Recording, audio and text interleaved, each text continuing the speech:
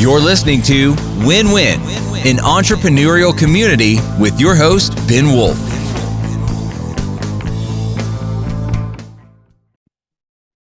And welcome to the Win-Win podcast. This is Ben Wolf, as always, your host. Welcome. We are going to talk today with our guest about how to stop killing your low-hanging fruit by cross-selling to your current client base.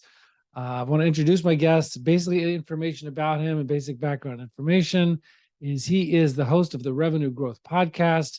He's the founder and CEO of Convergo, a sales consulting firm that helps B2B companies use a business operating system to create and execute revenue growth goals.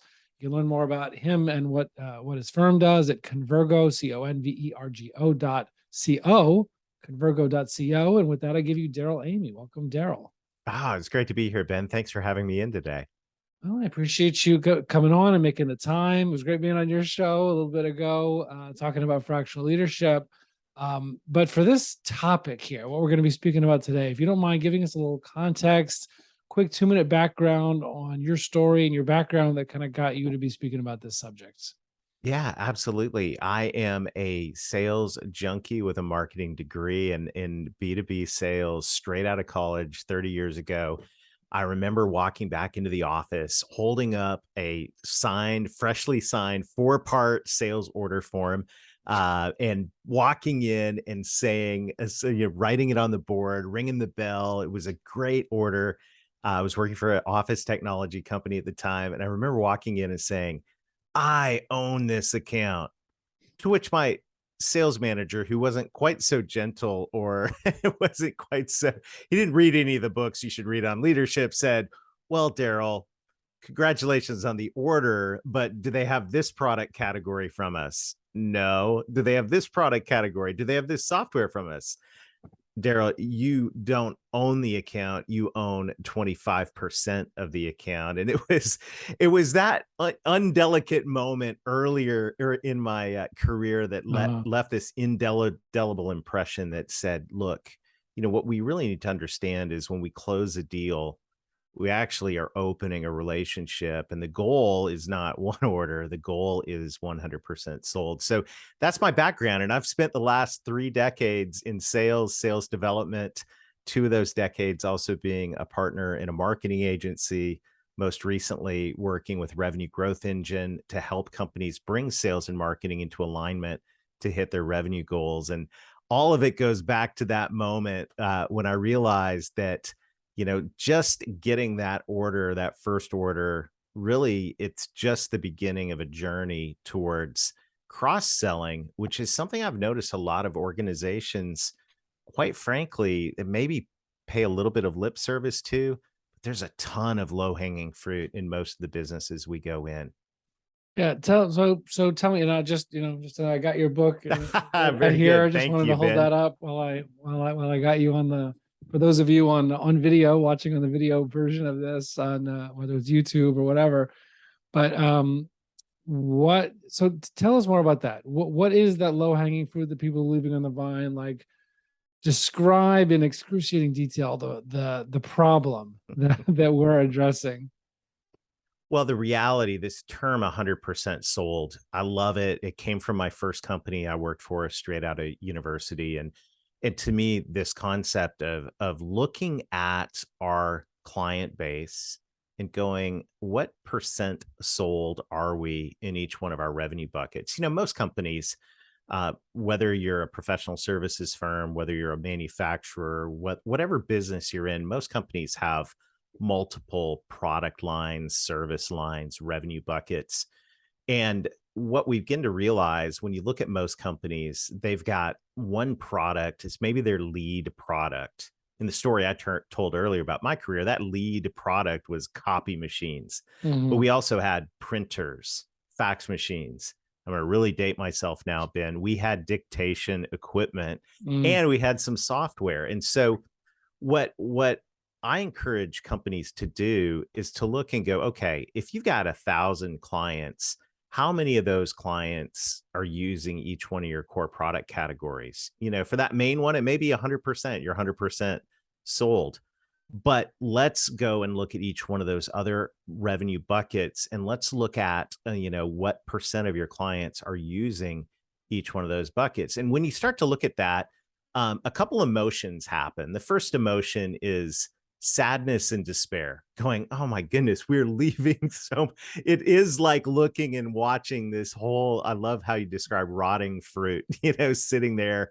But the other emotion that comes into the table when you start to look at the potential inside your current account base, you realize, oh my goodness, a lot of the companies that we look at, Ben, when we're doing revenue growth workshops and go out and start unpacking this, the reality is most companies could double, some triple their revenue if they did nothing more than strategically cross sell more to their current client base and move towards that 100% sold goal. So in essence, the definition of 100% sold is going to be different for everyone listening in. But if you think about your business, the revenue buckets, products, services, solutions, whatever you sell, and look at your penetration in your customer base on that, I would really recommend, and of course, we use EOS to run all of our businesses, work with a lot of organizations that also use EOS. And we're big into scorecarding in the community, which I absolutely love. I think personally, one thing that should be on every company's scorecard is exactly what we're talking about here. Percent Like sold? percent sold for each of our revenue buckets. Are Right. we If 100%? you're not even tracking it, you don't even know. No, and it was funny. Remember, I was weird. There's so many examples of this, but I was working with a company in my home country of Canada. This strange accent you hear. I'm a Canadian kid that married a Southern girl, but I'm working with a company, and they distribute medical products. And so we're going through, and a lot of times in our growth strategy workshops, and we talk about this in Revenue Growth Engine. And by the way, if anyone wants a copy of Revenue Growth Engine, just go to convergo.co, click on the free book link, and I'd be honored to send you an autographed copy. But we're going through and we're mapping out their client experience. Just what happens, because this is where things really get telling. What happens from the time someone first becomes a client all the way through becoming a client for the first time, and most importantly, what we're here to talk about today, that journey once they do become a client. And so this medical equipment company, we're talking through this, and what happens next, kind of those bedside questions. And then we get to the orders taken, and I say, okay, well, after the orders taken and deliver, then what happens? And everyone got really quiet, and the visionary said, well, Darrell, that's what we refer to as the black hole. And we had a little bit of a laugh, but it was a sobering moment to recognize there's an incredible amount of potential opportunity here. Because what happens once somebody becomes a customer, my friend Mark Hunter, great sales author, he's known as the sales hunter. Mark Hunter says you don't close a sale, you open a relationship. And so if you start to look at it that way, that the sales and marketing isn't done when you get that first order, it's actually just beginning. And then you start to look at your experience after the sale. That's when you start to realize, oh my goodness, we've got a lot of opportunity here if we'll just get strategic and put processes in place to ensure that we're able to deliver the best and highest value to every one of our customers. Right. What's the difference in the amount of time, money, and energy that you have to spend selling to your current client base versus making new sales to new clients? Well, the conventional wisdom here, I think, is a little bit faulty. I mean, conventional wisdom says, depending on who you read, 5, 6 times, 10 times more to get a new customer than to sell more to a current customer. But I think what's misleading about that statement, and it's absolutely true, but what seems to be or tends to be misleading about that is there seems to be this thought that once we get a customer, then they'll just naturally buy whatever they need from us. And in my experience, Without it being intentional, like an intentional effort. right. Yeah, without putting the processes in place, without thinking about it strategically. And so a lot of businesses, when it comes to growth, and I'm passionate about growth in Revenue Growth Engine, we talk about the law of exponential growth. And that is there's two ways and two ways only to grow a business. If you think about it, one is getting more customers, net new business. Number two is cross-selling more to your current clients. You could say market share and wallet share. You could say land the deal and expand in the account, however you want to phrase it. Those are the two ways, net new and cross sell, that you grow a business. We get very, very strategic when it comes to net new business. Most companies field sales teams, and I'm a recovering salesperson myself. I'm down to therapy twice a month. It's going pretty well. And I'm actually a sales junkie. But if you think about growth in a business, you immediately think about sales, which then, let's go out, let's get in the door, let's close the deal.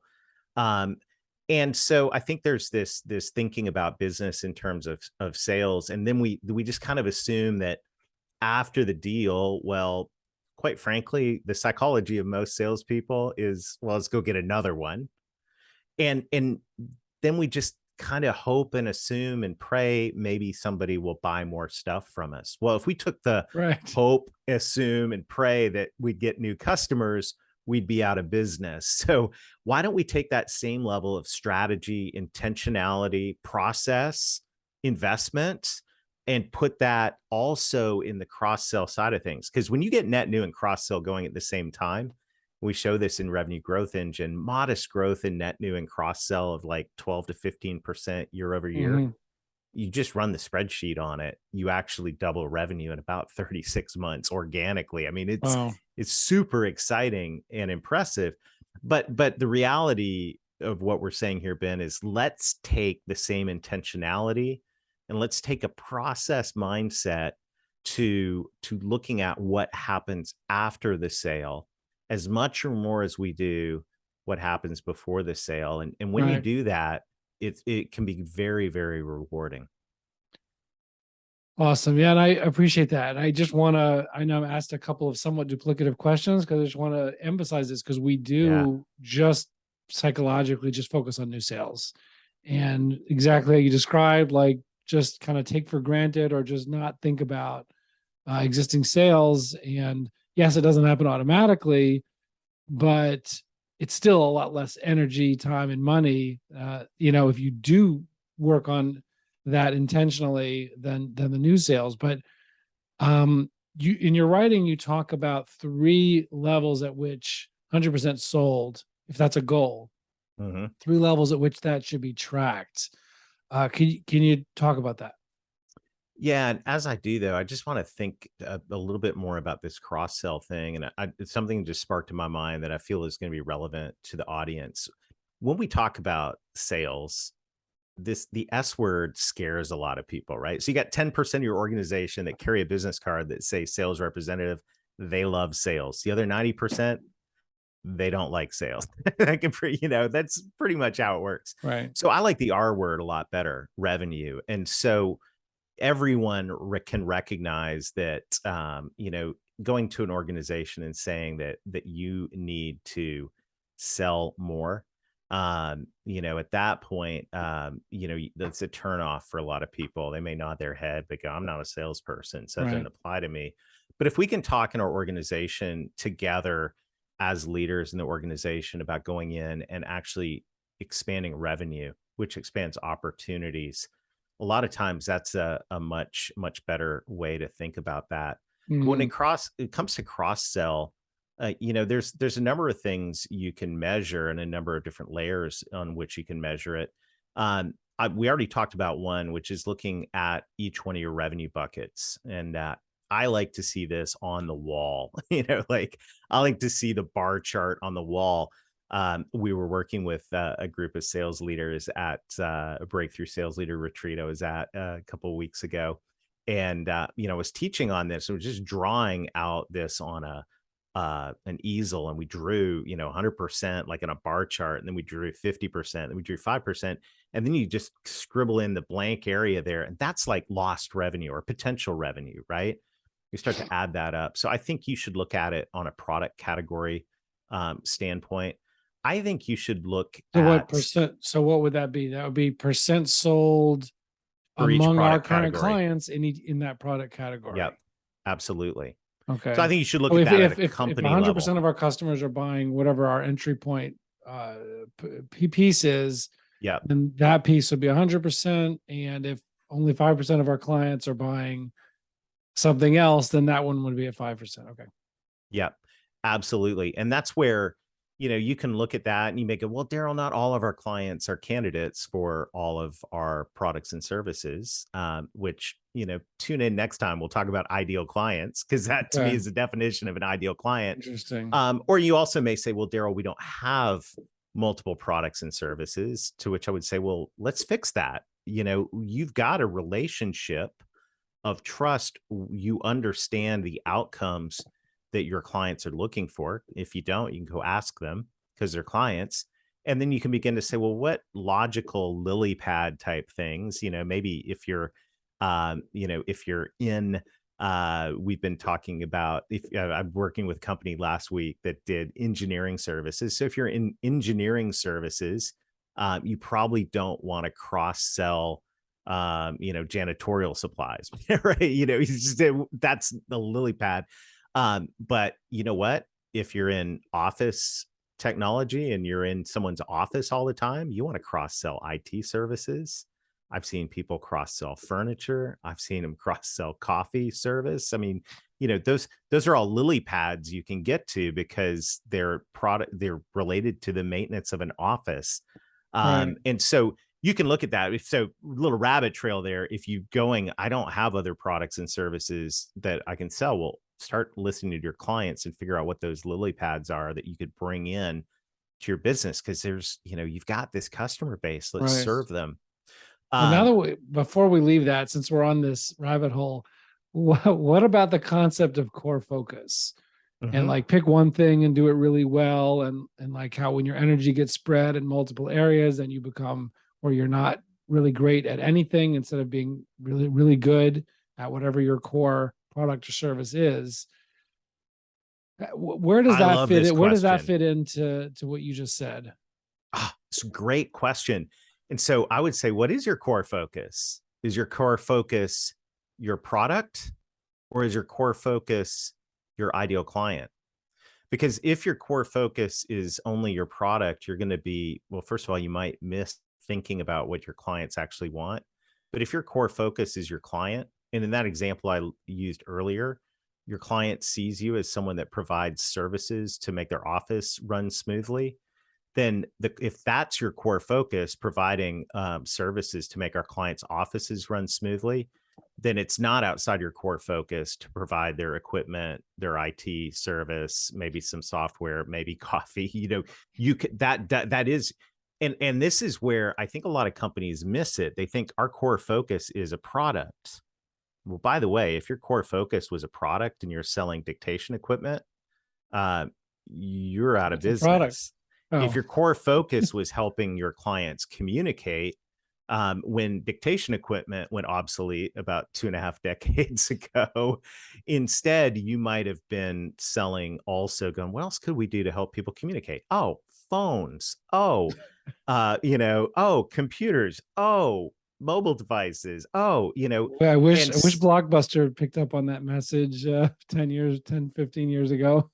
While we're just picking on the office technology business, and that's where I got my start. I had the opportunity to tour Park Research Center a couple years ago while I was working on a project. Park Research Center, the Palo Alto Research Center, was a division of, it still is a division of the copier company Xerox, and great company, fantastic, crushed it. Most people don't know, but the product to gain the market share the fastest, before up until the iPhone broke the record, but the Xerox's initial copier was the fastest to market product in history. Now, at the same time, so that's pretty awesome, right? The only person that knocked them off the pedestal was this, device that we carry around. So, what was incredible about that is because they were so successful, they had this little research center out in California. And when you go into the Park Research Center, they now have a museum at the front.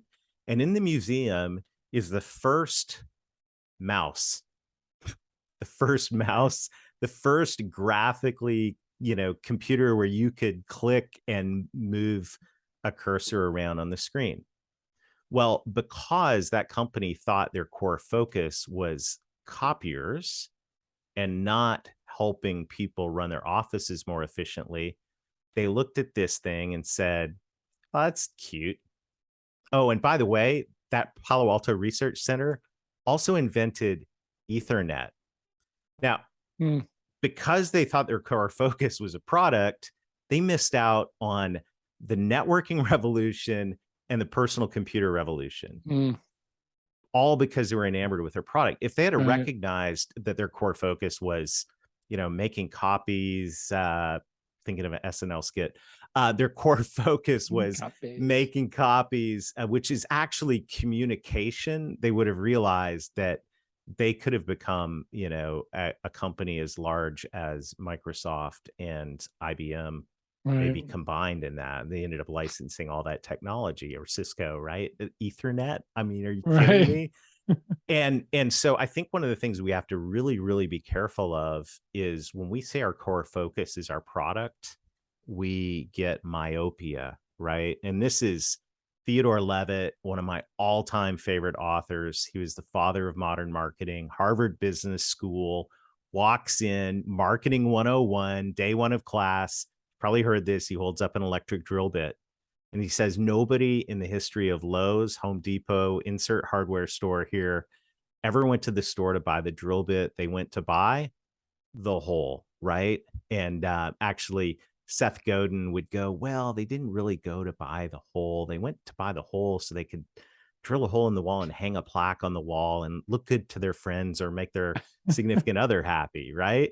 But the point is, they didn't go to buy the drill bit. They went to buy the hole or the recognition from the plaque on the wall. And actually, Donald Miller, another one of my favorite authors, would go, well, actually, we all descended from cavemen, and we know as cavemen, if we don't fit into society, we're going to be ostracized, we're going to die. So whether you went to the store because you needed a hole, you wanted to hang something on the wall, or to not die, you didn't. Your core focus was not the drill bit. Your core focus was this outcome that you had. So I would challenge everybody listening in to go, okay, let's put my beloved product, my beloved copy machine, whatever your product is, let's put that aside for a second and go, what are people actually buying from us? And when you start to do that, I think that's when you discover your core focus, and that creates a sustainable business. Because for my friends that are in the copier industry, they had a little bit of a problem. If you're in the office equipment industry and you have a period of time where people stop going to the office and, start working remotely, that causes some issues. And so if you keep that core focus on the product, you're going to be in trouble. If you keep it on the outcomes, then it starts to open up. What else could we do to help deliver that outcome? And then get to that 100% sold, and which gets us back. And now you can cross sell, and now you can grow inside your client base. If you look at an investment right now, which may not be a good thing to do, don't look at your investments right now, as the time we're recording this. But and this is not market advice. But if you look at an investment, you're going to look at the yield. What's the yield on this investment? If I put $100 here or $100 here, what's my yield? My question to every business owner is, what's your yield on a customer? What's your average revenue per customer? This is another thing I think that should be scorecarded, is revenue per customer. If revenue per customer is going up, then I would submit that you're doing a good job at cross-selling. If revenue per customer is going down, unless that was something strategic you did, I would say that should be, something you circle in a quarterly or level 10 meeting to go, hey, we need to figure this out. So, this is so powerful. Look at it at your company level, but I think you should also look at it at a customer level. And I like to call them clients. Customers go to Walmart to buy toothpaste. Clients go to trusted advisors for advice. But look at it at client level and say, okay, especially for your top 20% clients, the Pareto principle is in full effect in every business I've gone in. 20% of clients drive 80% of the potential. or 80% of the actual revenue. So now when I'm doing one-on-ones, here's for my sales leaders, when I'm doing one-on-ones with my reps, especially on their key accounts, let's do that graph, that 100% sold graph for each one of those accounts. Mhm. And let's develop a strategy to get to 100% sold with all of our accounts. Right. That's awesome. And maybe this might be a related topic, but going back to what you said a minute ago for a last question on enrolling more members of the team, about 90% of the company, like sales is a dirty word. They don't like Mhm. they don't like Mhm. selling. And when you think about account management or the people doing customer service or whatever, people outside of that sales role, official sales role, how do we enroll and get them involved? And how do they get involved in, how do we set them up to get involved in getting us closer to 100% sold with our clients? Yeah, I think it comes to the P word, process, or for my Canadian and British friends, process, right? We've got to look at this in terms of what do we want to happen? And if you start to look at your process, and we talked earlier about client experience, I love the concept of client experience because that says, let's look at this through our client's eyes. That same company that taught me about 100% sold had a company tagline that said customer vision. We see everything through our client's eyes. I thought that was powerful. And when you look at the discipline of client experience, especially in the book, The Experience Economy by Joe Pine and James Gilmore. By the way, I also had an incredible interview with Joe Pine a couple of weeks ago on the Mhm. Revenue Growth podcast. But I Everybody met check these that out. guys. Revenue growth podcast. Check it Yeah, out. yeah, we get to talk with phenomenal authors and thought leaders like Ben Wolf, and it's a fun show. It's a great excuse for me to talk to my favorite authors. But I was talking to Joe Pine, and I met Joe Pine his through his book, and I met his book because literally the day before Disney shut down at the pandemic, I was speaking at a conference there, and I was having dinner that night, and the guy across the table, I said, "What do you do?" And he said, "I work for the Disney Institute." Now, the Disney Institute teaches the rest of the world how to create these magical experiences.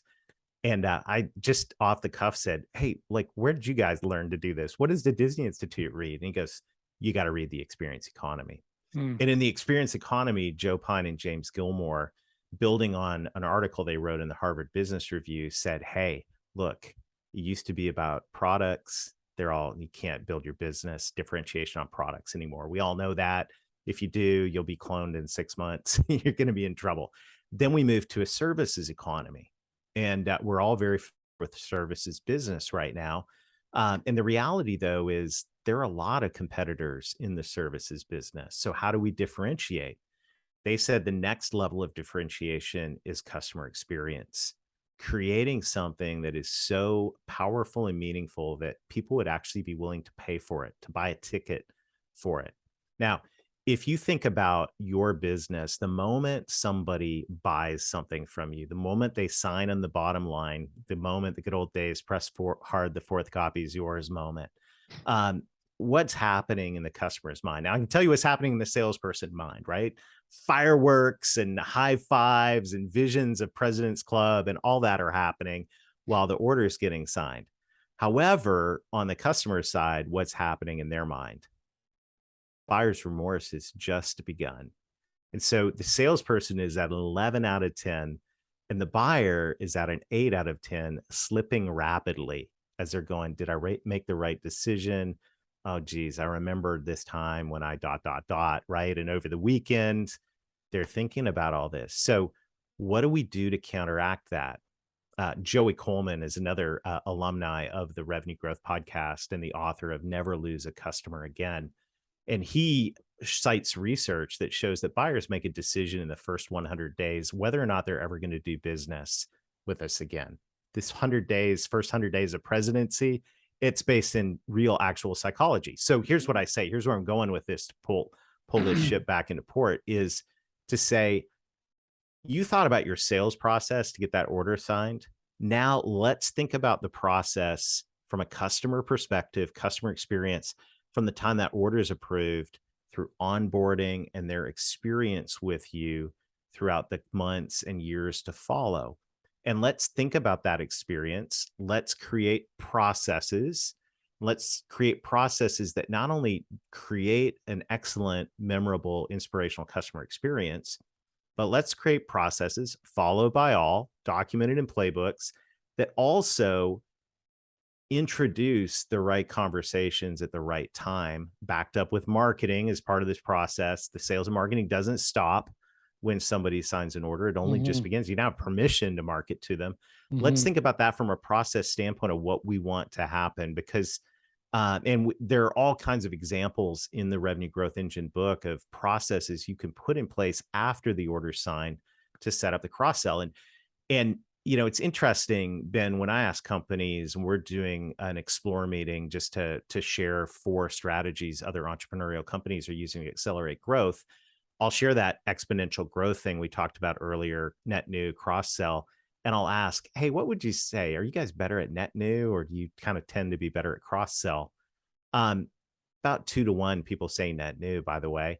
And then I say, well, what do we need to do about the area where we can? I say, that's where you put processes in place. You're already good. If you're already good at net new, keep doing it. By the way, you could probably benefit from some playbooks and processes if you want to scale that. But keep doing the net new, but take a look at, this whole customer experience once someone becomes a customer, and use that as the springboard to go, okay, well, what if we did this? What if we did this? And start documenting that. And that's where, you can, with the right processes in place, begin to move people to 100% sold. Awesome. Well, look, I appreciate it. I hope this conversation can help us reorient ourselves, and certainly reminds and reorients me to focus on that. It's a great point in terms of prioritization of what process work we do. Is to focus on processizing and being, figuring out the strategy and being customer focused. So really appreciate that. Again, people can go to convergo.co to learn more about you, Darrell, Amy, what your company does. And just really appreciate you making the time today and talking about how people can cross-sell, get 100% sold, and refocus us on it. Yeah, my pleasure. And when you go to convergo.co, just click on free book. I'd love to send you a copy. This is my gift to you. And this is, all about helping great companies grow revenue. So it's been a real honor to be on the show and to get introduced and have this conversation with you and your audience, Ben. Thank you so much. Appreciate it, Darrell, and everybody else. We'll see you on the other side. Thank you. You're listening to Win-Win, an entrepreneurial community with your host, Ben Wolf.